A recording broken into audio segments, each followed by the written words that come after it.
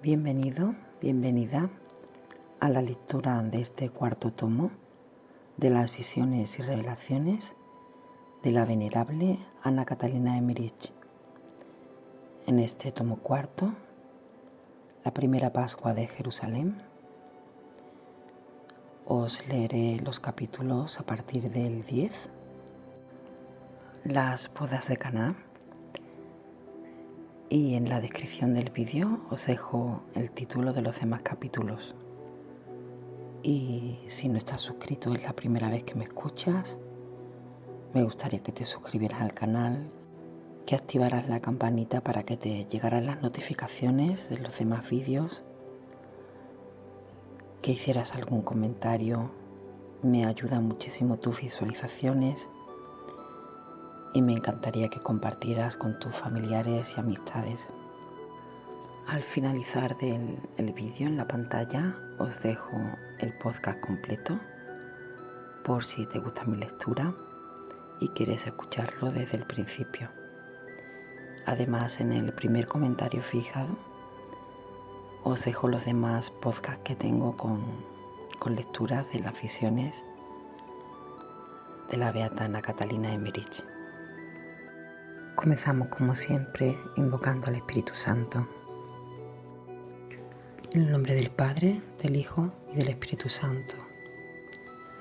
Oh Espíritu Santo, amor del Padre y del Hijo, inspírame siempre lo que debo pensar, lo que debo decir, cómo debo decirlo, lo que debo callar, cómo debo actuar, lo que debo hacer para gloria de Dios, bien de las almas y mi propia santificación. Espíritu Santo, dame agudeza para entender, capacidad para retener, método y facultad para aprender, sutileza para interpretar, gracia y eficacia para hablar. Dame acierto al empezar, dirección al progresar y perfección al acabar. Amén. Capítulo 10. Las bodas de Caná. Caná está situada al occidente de una colina. Es una ciudad hermosa y limpia, algo menor que Cafarnaúm. Hay allí una sinagoga con 3 sacerdotes. En las cercanías está la casa con un vestíbulo, adornada con hojas y ramas, donde se ha de celebrar la boda.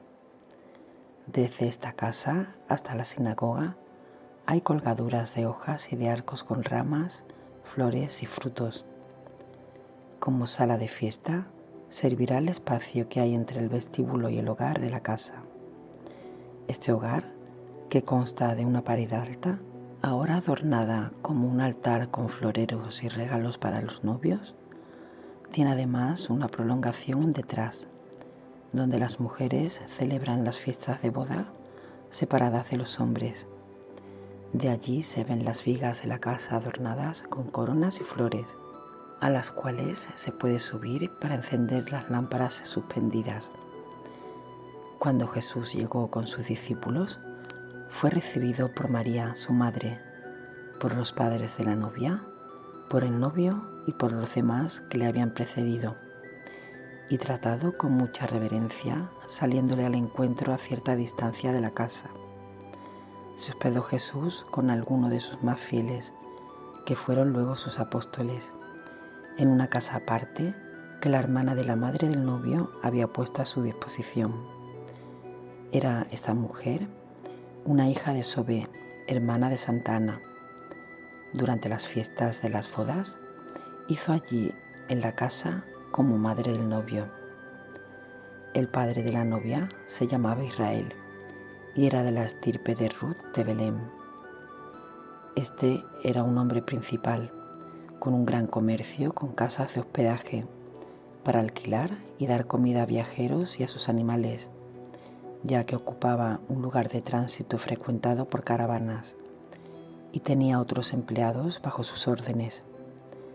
El bienestar y las riquezas de la ciudad estaban casi todas en manos de Israel y sus altos empleados. Los demás vivían del trabajo que Israel les proporcionaba. La madre de la novia era algo baldada, renqueaba de un lado y necesitaba ayuda para caminar. Desde Galilea habíanse reunidos todos los parientes de Ana y de Joaquín, como 100 personas. De Jerusalén vinieron María Marcos, Juan, Marcos, Obed y la Verónica. Jesús, por su parte, trajo como a unos 25 huéspedes a las bodas.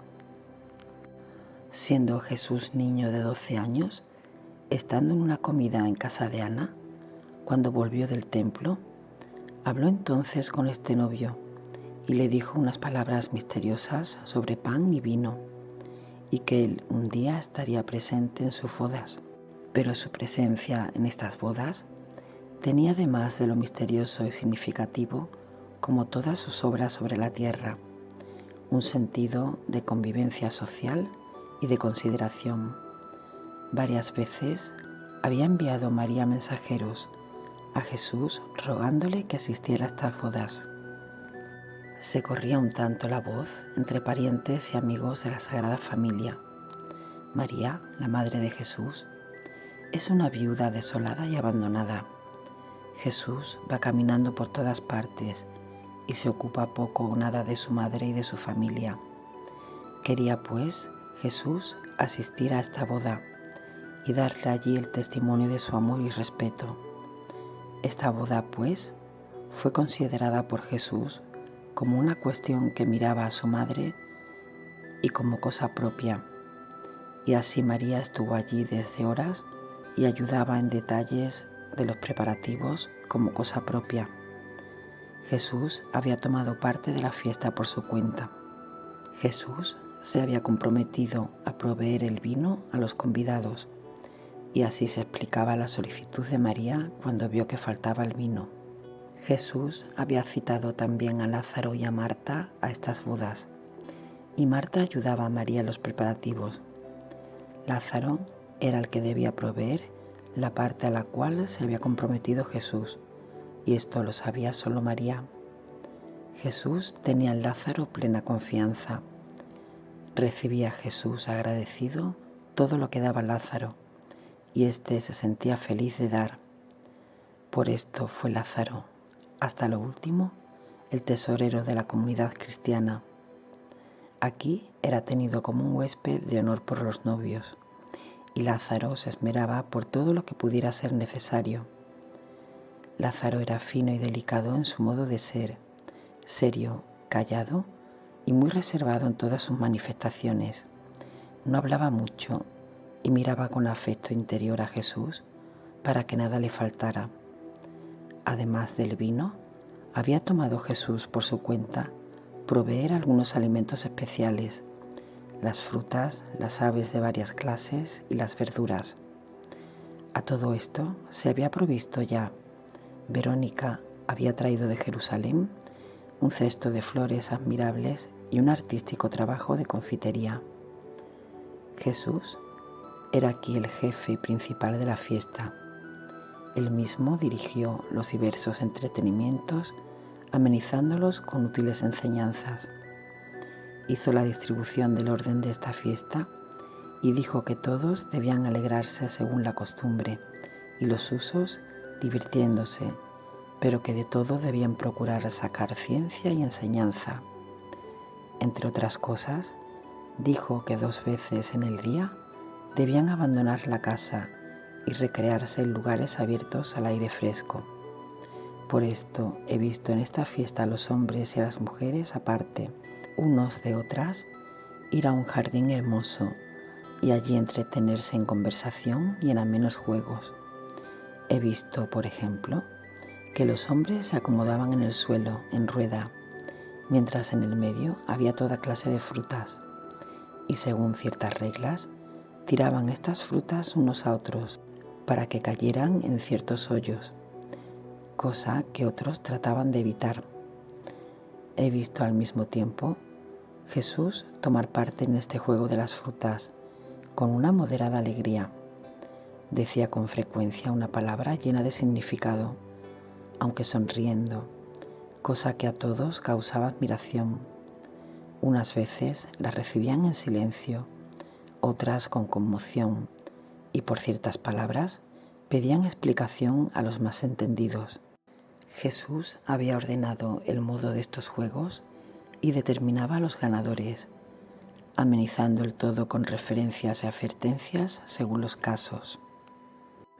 Los más jóvenes se entretenían en correr y saltar sobre setos y ramas tejidas con frutos. Las mujeres se entretenían también aparte con frutos, mientras la novia estaba sentada con María y la tía del novio. Más tarde se organizó una especie de danza. Los niños tocaban instrumentos y cantaban coros. Todos los danzantes tenían pañuelos en las manos, con los cuales jóvenes y niñas se tocaban mientras danzaban, unas veces en hileras y otras en filas más cerradas. Sin estos pañuelos nunca se tocaban. Para el novio y la novia eran estos pañuelos negros, los demás los tenían amarillos. Primero danzaron el novio y la novia solos y luego todos unidos.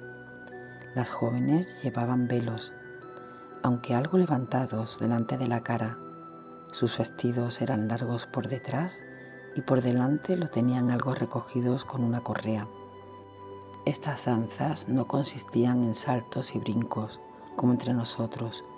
Era más bien un caminar acompasado en líneas de varias clases, mientras se movían al compás de la música con las manos, cabeza y cuerpo.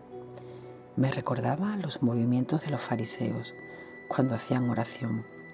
Todo era un conjunto decoroso y agradable. De los futuros apóstoles no danzó ninguno. En cambio lo hicieron Natanael Shazed, Obed, Jonatán y otros discípulos. Las que danzaban eran todas jóvenes y todo procedió en orden y alegría con un contento reposado. Con los discípulos, que serían más tarde sus apóstoles, habló Jesús aparte, bastantes veces en estos días. Cuando los demás no estaban presentes, a veces caminando por los alrededores con sus discípulos y con los convidados, mientras enseñaba, y estos futuros apóstoles comunicaban luego a los demás sus enseñanzas. Estas salidas y paseos servían también para que pudieran hacer sin estorbo los preparativos de las fiestas. Otras veces quedaban los discípulos y aún Jesús para los quehaceres, ordenando esto o aquello, porque había quienes tenían que disponer algunas cosas para el acompañamiento de los novios. Jesús deseaba que en esta fiesta solemne se pudiesen conocer todos, parientes y amigos, y que todos los que hasta ahora había ya elegido estuviesen reunidos y se conociesen y tratasen abiertamente. También en la sinagoga, donde estaban reunidos los convidados, habló Jesús del gozo permitido y de la alegría lícita, su significación, su medida, su seriedad y de la ciencia que debía regir estos entretenimientos. Habló del matrimonio, del hombre y de la mujer, de la continencia y de la pureza y de las bodas espirituales. A la conclusión de esta enseñanza se adelantaron los novios y Jesús les dijo palabras de enseñanza y exhortación a cada uno en particular. Al tercer día de la llegada de Jesús tuvo lugar el casamiento, a las 9 de la mañana. La novia fue vestida y adornada por las jóvenes. Sus vestidos eran como los de María en su casamiento, como también la corona que le pusieron, que era más rica aún. Sus cabellos no fueron divididos en trenzas finas, sino en líneas y grupos más gruesos. Cuando su adorno estuvo completo, fue mostrada a María y a las otras mujeres que estaban allí. Desde la sinagoga fueron llegando las personas que debían llevar a los novios desde la casa a la sinagoga. En el cortejo había 6 niños y 6 niñitas que llevaban coronas entretejidas, luego 6 jóvenes y doncellas más crecidas, con instrumentos de música y flautas. Llevaban en las espaldas algo así como alas. Además, acompañaban a la novia 12 jóvenes como guiadoras y al novio 12 jóvenes. Entre estos estaba Obed, el hijo de Verónica, los sobrinos de José de Arimatea, Natanael Shazed y algunos de los discípulos de Juan. Ninguno de los futuros apóstoles. El casamiento se efectuó con los sacerdotes delante de la sinagoga. Los anillos que se cambiaron los había recibido el novio como regalo de María, y Jesús los había bendecido en las manos de María. Me causó admiración una ceremonia que no vi en las bodas de María con José. El sacerdote hirió con un instrumento cortante el dedo anular izquierdo al novio y a la novia. Dejó gotear 2 gotas de la sangre del novio y una de la novia en un vaso lleno de vino, que tomaron ellos, dando luego el vaso a los otros. Después de esto se distribuyeron algunas prendas de telas, vestidos y diversos objetos a los pobres. Cuando los casados fueron acompañados a su casa, los recibió Jesús allí mismo. Antes de la comida de bodas, he visto a todos los invitados de nuevo reunidos en el parque. Las jóvenes y mujeres estaban sentadas bajo una techumbre de ramas y jugaban con frutas. Tenían por turno un instrumento como una tabla triangular sobre las faldas con letras o signos en los bordes, y según se paraba el señalero, que movían como un minutero sobre la pizarra, tenían derecho a ciertas clases y cantidades de frutas, una especie de ruleta. Para los hombres he visto, dispuesto por el mismo Jesús, una especie de juego que me causaba admiración. En el centro de la casa había una mesa redonda con muchas porciones de flores, hierbas y frutos dispuestos en los bordes, en cantidad igual a los hombres que jugaban. Estas frutas y hierbas las había ordenado de antemano el mismo Jesús, según su íntima significación para cada uno de los presentes. Sobre la mesa había un aparatito consistente en un disco con un agujero. Cuando el disco era movido por un jugador, donde se detenía en lugar señalado con el agujero, sobre cierta porción de fruta o de hierba, esta era la ganancia del jugador. En el medio de la mesa había además una vid llena de uvas, sobre un haz de espigas que la rodeaba. Cuando más se giraba la mesa, más se levantaba la vid y el haz de trigo. Los futuros apóstoles no jugaron a estos juegos, como tampoco Lázaro, y yo recibí la advertencia y explicación.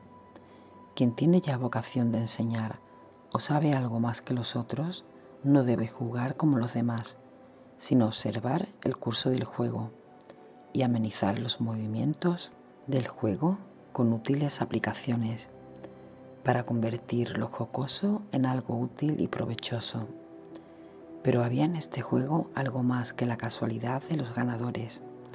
Las frutas u objetos que sacaban en suerte correspondían muy bien a sus cualidades buenas o malas, y Jesús había ordenado en estas frutas según ese significado. Cada ganancia estaba unida a una enseñanza de Jesús, y yo veía que realmente todos recibían algo interior significado por estas frutas. Lo admirable era que mientras Jesús decía esa palabra a cada uno, él se sentía mejorado y advertido, ya sea por la palabra de Jesús, ya por el gusto de la fruta que realmente pasaba con un significado al gustador, pero de tal manera que los demás nada entendían, y los comentarios de Jesús solo se festejaban como dichos para alegrar a la concurrencia. Cada uno sentía una mirada profunda de Jesús en su interior, de la misma manera que lo sintió Natanael cuando estaba debajo del árbol, y que lo hirió en su interior sin que los demás se dieran cuenta.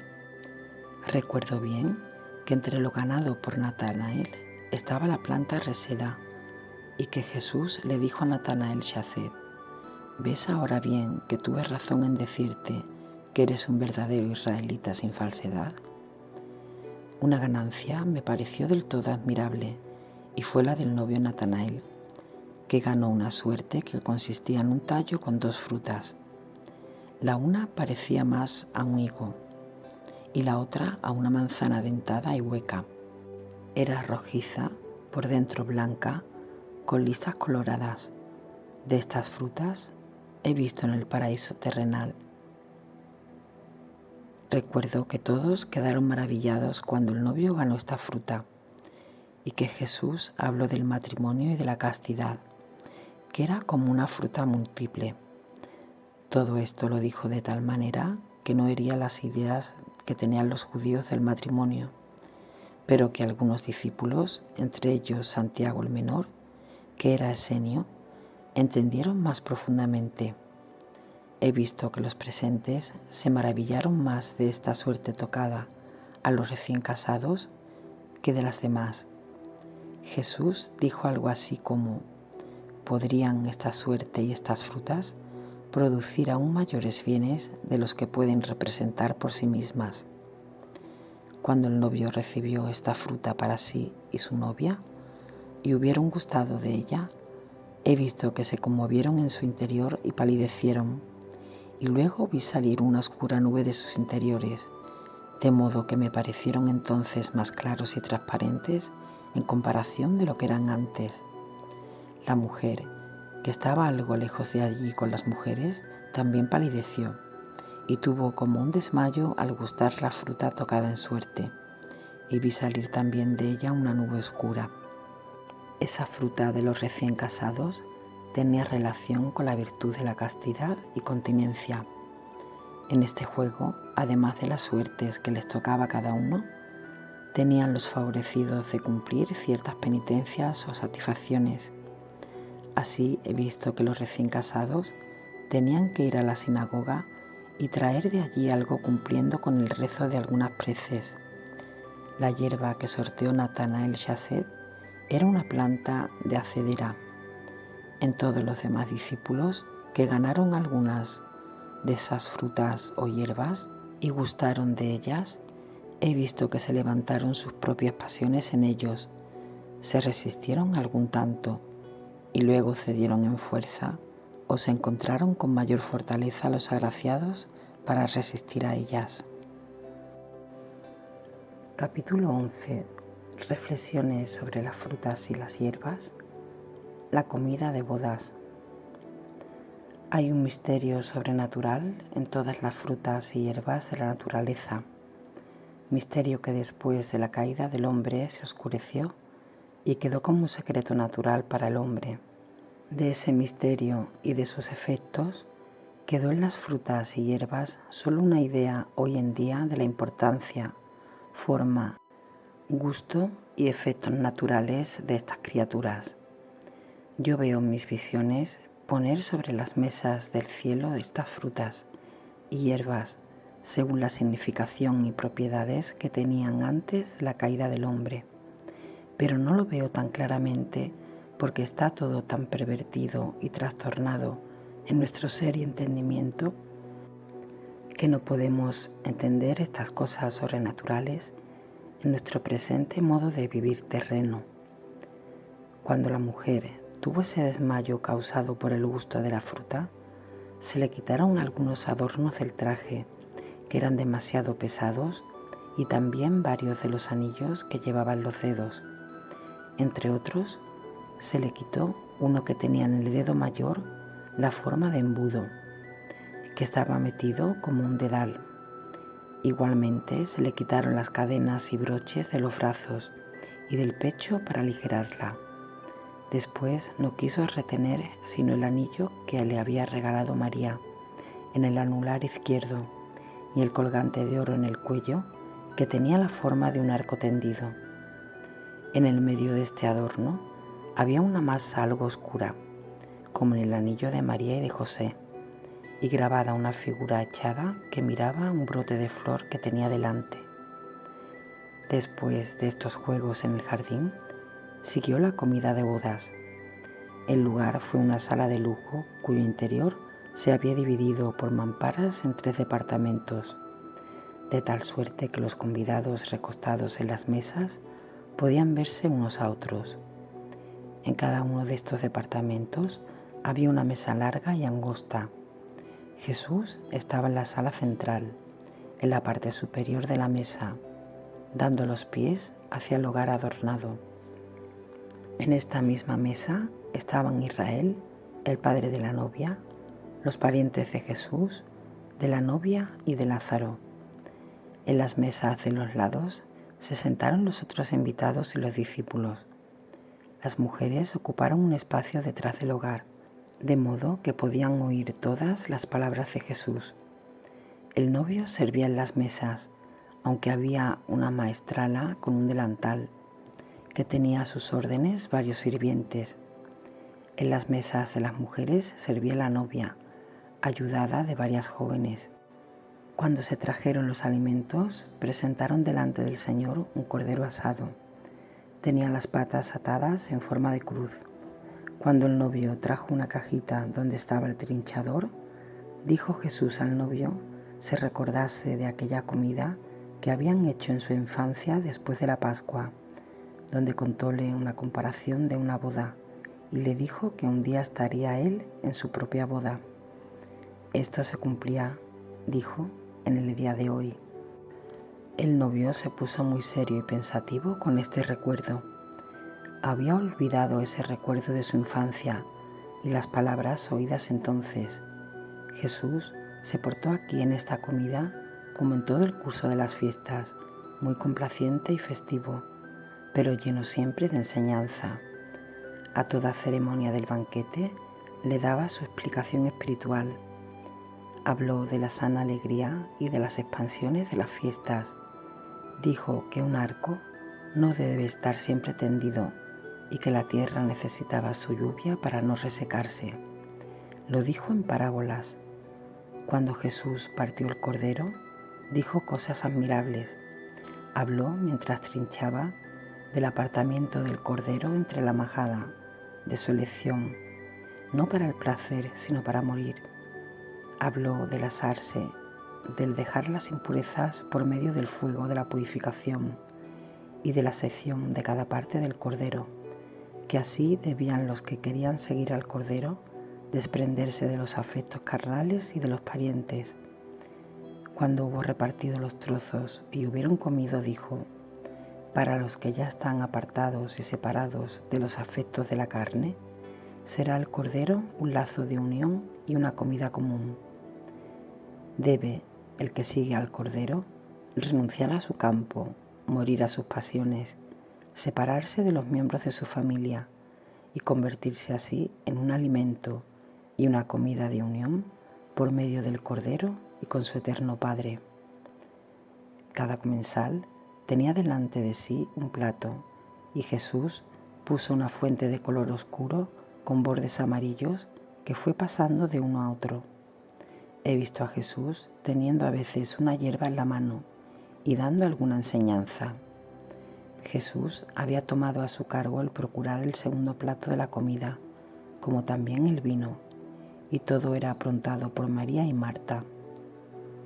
Cuando, pues, se trajo el segundo plato, que consistía en aves, pescado y miel, frutas y una especie de tortas que había traído Verónica, sobre las mesas de los lados se levantó Jesús y repartió estas viandas en porciones pequeñas.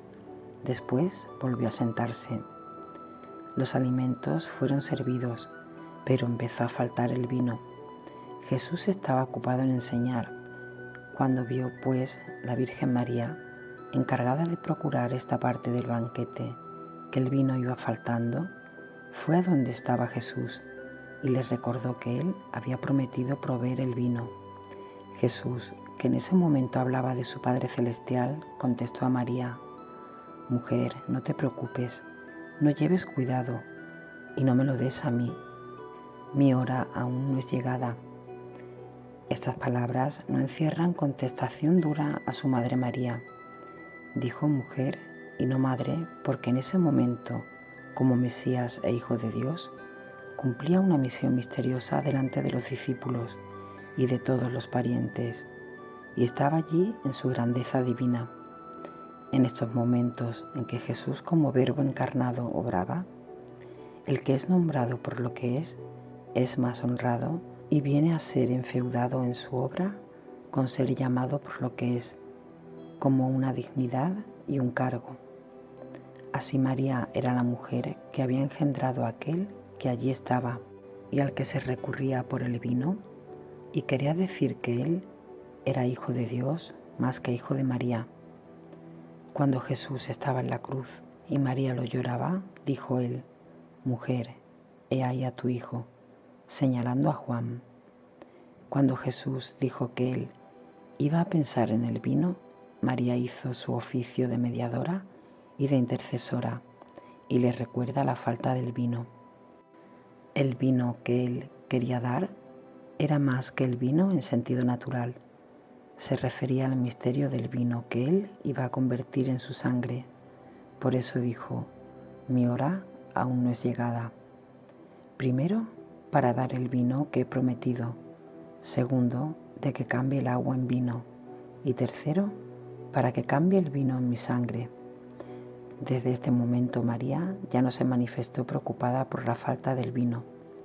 Había rogado a su hijo y por esto dijo a los criados: «Haced lo que él os diga». Es lo mismo que cuando la esposa de Cristo, la Iglesia, pide: «Señor, tus hijos no tienen vino», y contesta Jesús a ella: «Iglesia, no te preocupes, no pierdas la paz, mi hora aún no es venida».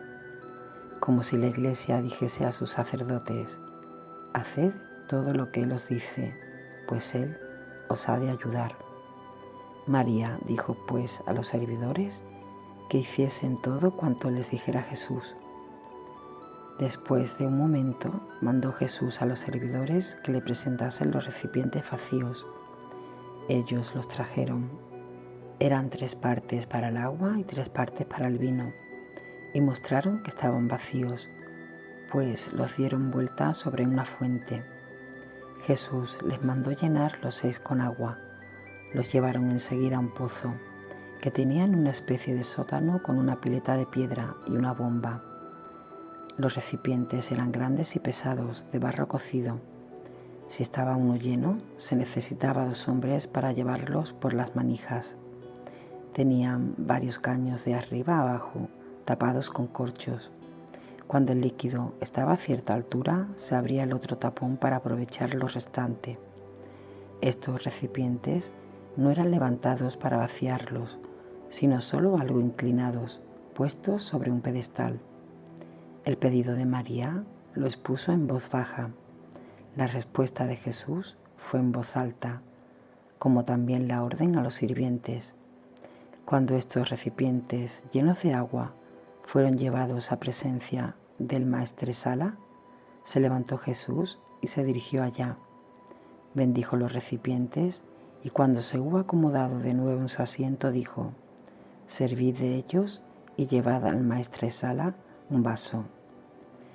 Cuando, pues, el maestresala gustó el vino, fuese a donde estaba el novio y le dijo: «Se acostumbra a dar el mejor vino al principio, y cuando los convidados están menos serenos, se les da el inferior, y ahora se da el vino mejor». No sabía él que este vino había sido provisto por Jesús, ni que había tomado a su cargo toda esta segunda parte de la comida. Esto lo sabían solo los de la Sagrada Familia y la familia de los casados. Cuando tomaron del vino del novio y el padre de la novia quedaron admirados, tanto más que los servidores decían que ellos habían echado solo agua en las vasijas. Después tomaron todos del vino. No se produjo ningún barullo por el prodigio, solo se notaba una silenciosa admiración en toda la compañía. Jesús enseñó muchas cosas a propósito de este prodigio. Dijo, entre otras cosas: «El mundo da a sus seguidores primero vino fuerte para emborrachar y privar del sentido, y terminar luego con vino malo. Pero el reino que mi Padre Celestial me da para fundar no es así. Aquí el agua pura se convierte en precioso vino, al modo que la tibieza del espíritu tiene que cambiarse en generosidad y celo ardiente». Habló también de la comida que hizo cuando a los 12 años volvió del templo en compañía de algunos de los presentes, y cómo entonces había hablado de pan y vino, y una comparación sobre bodas, donde el agua de la tibieza se cambiaría en vino de entusiasmo y de fervor, y que esto se acababa de cumplir ahora. Luego les dijo que verían aún mayores prodigios. Añadió que celebraría algunas Pascuas y que en la última de ellas se convertiría el vino en sangre y el pan en carne, y él permanecería con los hombres hasta el último de los días, para consolarlos y animarlos. También les dijo que verían en él cosas que si se las dijese ahora no las podrían creer. Todas estas cosas no las dijo tan claramente, sino con parábolas veladas, que yo ahora no recuerdo, pero el sentido era el que he dicho. Ellos escucharon con admiración y cierta extrañeza. He visto que todos, al gustar el vino, quedaron como cambiados en sus sentimientos, no por la admiración ante el milagro, sino también por el efecto del vino mismo, como antes había sucedido con el gusto de las frutas. Recibían una fortaleza interna y un cambio saludable en sus afectos. Todos sus discípulos, sus parientes y todos los presentes estaban convencidos ahora de su poder, de su dignidad y de su misión sobrenatural. Todos creyeron en él, y esta creencia en él se hizo general. Todos se sintieron mejores y unidos, los que habían gustado el vino milagroso. Por eso es considerado esta como su primera aparición solemne en su comunidad, y este fue el primer prodigio y señal que él daba en ella y para ella, para fortificarla en la fe, y por esto se cuenta este prodigio como el primero de su historia, como la institución de la Eucaristía fue la última para los que ya creían en él. Capítulo 12. Conclusión de las bodas de Caná.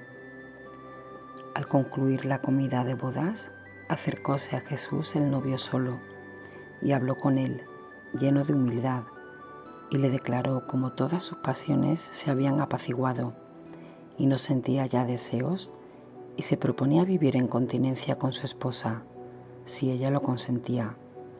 Y habiendo venido la esposa, diciendo lo mismo con Jesús, los llamó a ambos, les habló del matrimonio y de la pureza que tanto agrada a Dios, y de los frutos múltiples de la castidad y del Espíritu.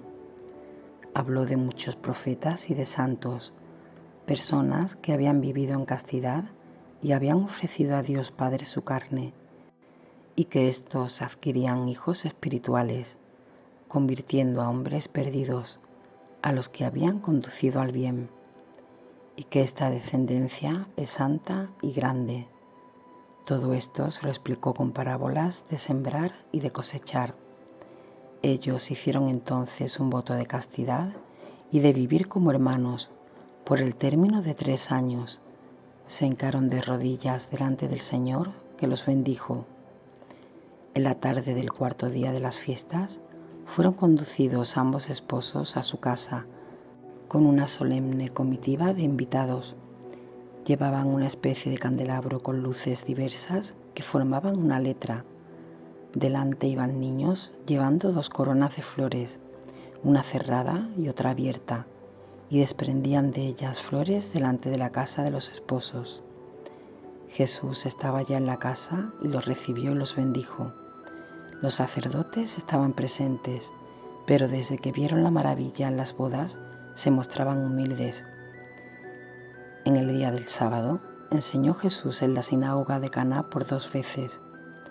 Habló refiriéndose a las fiestas de bodas, a la obediencia y a los piadosos sentimientos de los esposos.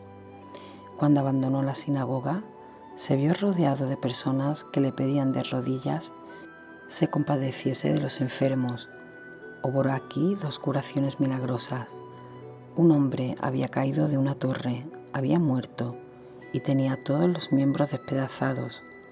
Jesús se acercó a él, le ordenó los miembros, tocó las roturas que presentaba y le mandó levantarse e ir a su casa, lo cual hizo él muy gozoso después de haber dado gracias a su Salvador. Este hombre tenía mujer e hijos. Fue llevado también a un poseído del demonio que, estando furioso, había sido atado a una piedra. Jesús lo libró del demonio y de sus ataduras. Curó también a varios gotosos y a una mujer hidrópica, pecadora. Fueron 7 a los que sanó, Las gentes no habían podido venir antes por las fiestas de bodas, y como oyeron decir que después del sábado se iba a retirar de allí, ya no quisieron detenerse más. Los sacerdotes, después que vieron el milagro de las bodas, le dejaron obrar, y estas curaciones se hicieron en presencia de ellos. Los discípulos no estaban presentes. Termino aquí la lectura de este episodio, que como habréis podido comprobar, son bastante largos los capítulos, y os dejo en la pantalla los dos que os leeré el próximo domingo, si Dios quiere, que lo tendréis en el canal a partir de las 10 de la noche, hora española. Te dejo en pantalla el listado del podcast completo. Espero que te haya gustado. A mí me ha encantado leerlo, para vosotros, para ti. Y espero que te suscribas, que me hagas algún comentario, que compartas, etc. Espero que hayáis tenido un bendecido domingo, Día del Señor.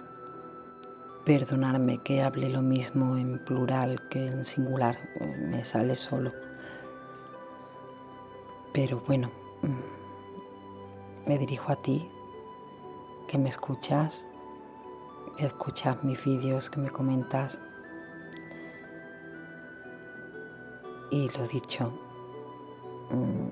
hoy tenéis un vídeo especial desde las 12 de la mañana,